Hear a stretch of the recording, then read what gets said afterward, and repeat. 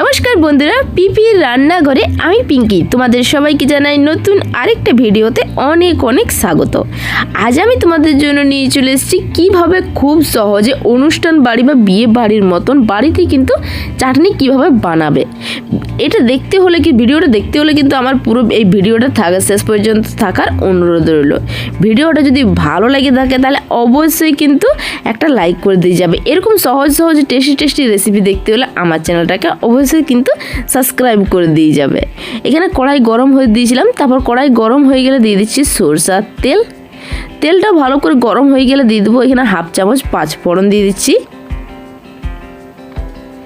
আর দিয়ে দিচ্ছি 3টে শুকনো লঙ্কা। শুকনো লঙ্কাগুলোকে আমি ভাঙিয়ে নিয়েছিলাম। এবার শুকনো লঙ্কাগুলোকে দিয়ে নিয়ে আমি খুব ভালো করে ভাজি নেবো, যতক্ষণ না এই যে ফোড়ন তেলার থেকে খুব সুন্দর না একটা গন্ধ বেরিয়ে এসেছে ততক্ষণ পর্যন্ত কিন্তু ভাজি নেবো। ভাজা হয়ে গেছে, এখন দিয়ে দিচ্ছি টমেটো। এখানে 10-12টার মতন টমেটো নিয়েছিলাম। টমেটোগুলোকে ছোটো ছোটো করে কাটিয়ে নিয়েছিলাম। সেই টমেটোগুলো দিয়ে নিয়ে খুব ভালো করে আমি এখন তেলে ভাজি নেবো। আর তেলে যদি টমেটোটা ভাজা হয় তাহলে কিন্তু খুব তাড়াতাড়ি গলে যায়।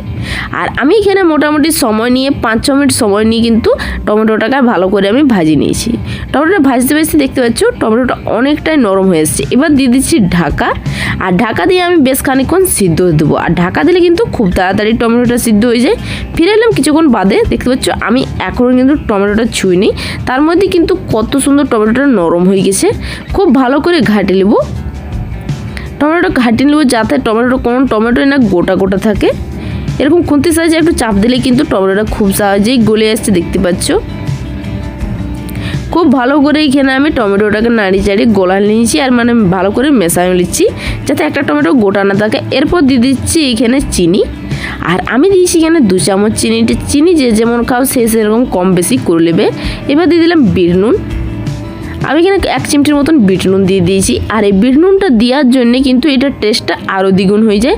অনুষ্ঠান বাড়ি বা বিয়ে বাড়িতে কিন্তু বিট নুন দেয়, আর বিট নুন দিলে কিন্তু স্বাদটা খুব বাড়ে। হাতের সামনে যদি বিট নুন না থাকে তাহলে কিন্তু তোমরা এখানে সাদা নুনও দিতে পারো। এবার ভালো করে নাড়ি চাড়িয়ে মেশায় নিয়েছি, অনেকটা পানিটাও কিন্তু এখানে টানে নিয়েছে। এরপর দিয়ে দিচ্ছি এইখানে আমি কাজু বাদাম।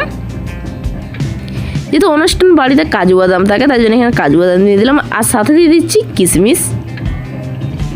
কাজু আর কিশমিশটাকে দিয়ে নিয়ে আমি এবার খুব ভালো করে আবারও চাটনিটাকে এখন নাড়ি চাড়িয়ে ভালো করে মেশা নেবো। যে একটু ঝোলের মতন চাটনিটা আছে সেই যাতে ঝোলটা কিন্তু শুকায় যায় ততক্ষণ পর্যন্ত কিন্তু ভালো করে নাড়িয়ে নেবো। আর এই সময় গ্যাসের আঁচটা কিন্তু আমি একটু হাইয়ে রেখে দিলাম।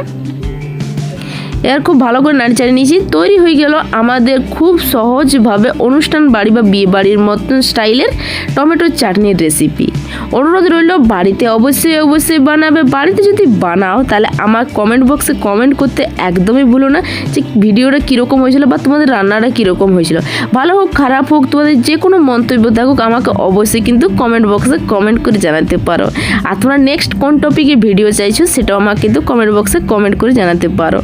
আমার চ্যানেলের নতুন বন্ধু হয়ে থাকলে চ্যানেলটাকে অবশ্যই সাবস্ক্রাইব করে দেবে এবং পাশে থাকা বেল আইকন অন করে দেবে যাতে তোমাদের জন্য এরকম সহজ যখনই ভিডিও নিয়ে আসবো তখনই কিন্তু তোমাদের কাছে যাতে নোটিফিকেশান পৌঁছে যায়। আর আমার ভিডিওটি যদি ভালো লাগে থাকে তাহলে অবশ্যই কিন্তু লাইক করবে। লাইক করতে কিন্তু কোনো পয়সা লাগে না, তাহলে অবশ্যই কিন্তু একটা লাইক করবে। তোমাদের একটা লাইক আমাকে নতুন আরেকটা ভিডিও তৈরি করতে অনেক কিন্তু উৎসাহ দেয়। তাহলে অবশ্যই অনুরোধ রইল কিন্তু লাইক করে দিয়ে যাওয়ার জন্যে। আর ভিডিওটি যদি ভালো লেগেছে তাহলে বন্ধু এবং পরিবারের সাথে শেয়ার করতে একদমই ভুলো না। আর যারা আমার চ্যানেলটাকে সাবস্ক্রাইব করে দিয়েছো এখনও পর্যন্ত তাদের জন্য রইল অসংখ্য ধন্যবাদ। তাহলে আজকের মতন আসি, দেখা হচ্ছে পরের কোনো একটা সহজ এরকম টেস্টি ভিডিওর সাথে। তাহলে ততক্ষণ তোমরা খুব ভালো